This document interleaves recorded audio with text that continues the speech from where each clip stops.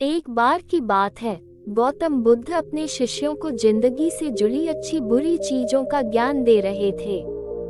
सभी शिष्य उनकी बातों को बहुत ध्यान से सुन रहे थे। उन सभी में एक शिष्य ऐसा था जिसे प्रश्न पूछने की बहुत आदत थी।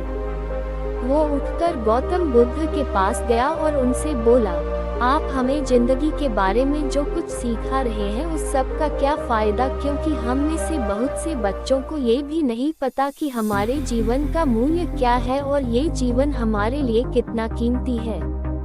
पहले आप हमें ये बताएं कि इस जीवन का मूल्य क्या है। अपने शिष्य की बात सुनकर गौतम बुद्ध अपने कक्ष में गए और एक चमकता हुआ पत्थर का टुकड़ा लेकर आए। वो टुकड़ा उन्होंने अपने शिष्य को दिया और बोले, मैं तुम्हें इस जीवन का मूल्य तब बताऊंगा जब तुम इस पत्थर का सही मूल्य पता लगा कर आओगे। साथ ही ये ध्यान रखना कि तुम्हें ये पत्थर का टुकड़ा किसी को बेचना नहीं है। गौतम बुद्ध की बात मानकर वो शिष्य बाजार की तरफ चला गया। बाजार में सबसे पहले उसकी नजर एक फल बेचने वाले पर पड़ी और उसने वो पत्थर उस फल वाले को दिखाया और बोला, इस पत्थर के बदले आप मुझे कितने फल दे सकते हो। फल वाला बोला, ये पत्थर कुछ खास तो नहीं है, लेकिन फिर भी इसके बदले में तुम्हें 10 केले दे सकता हूँ। वो शिष्य उस पत्थर को लेकर आगे चला गया।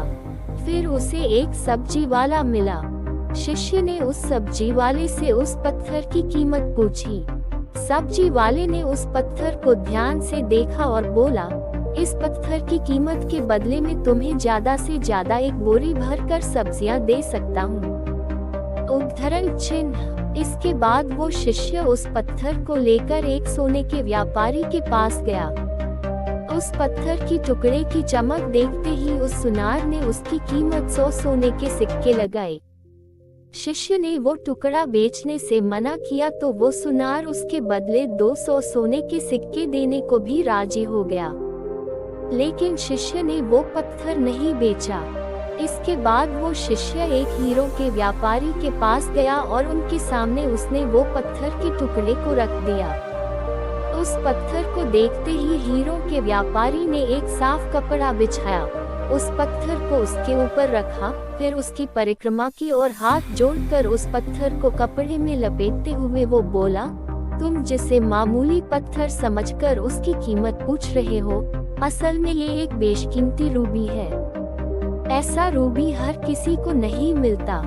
मैं अगर अपना सब कुछ बेच भी दूं तो भी इसकी कीमत नहीं चुका सकता। उस व्यापारी की बातें सुनकर वो शिष्य हैरान हो गया। वो दौड़ा दौड़ा सीधा बुद्ध के पास आया और उन्हें उसने जो कुछ भी बाजार में हुआ वो सब बताया।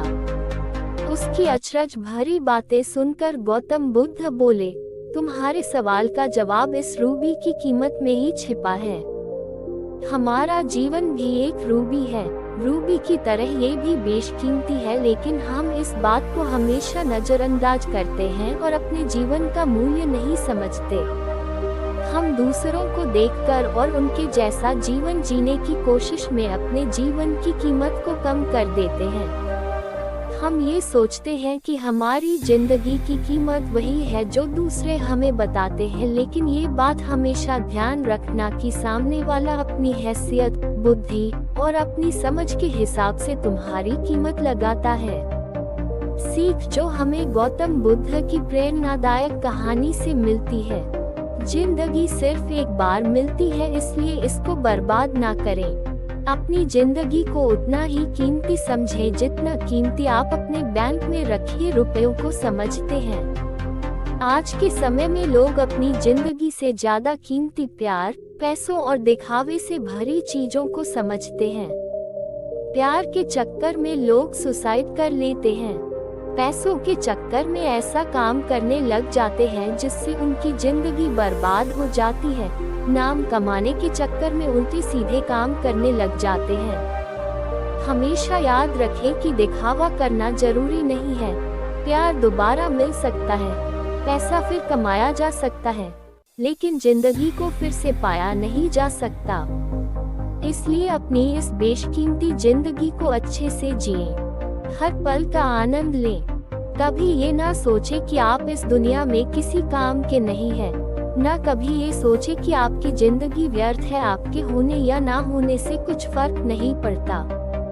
जब भी ऐसे नेगेटिव विचार आपके मन में आए तो खुद को बस ये याद दिलाएं कि जीवन एक रूबी है और ये बेशकीमती है। जय बुद्धा।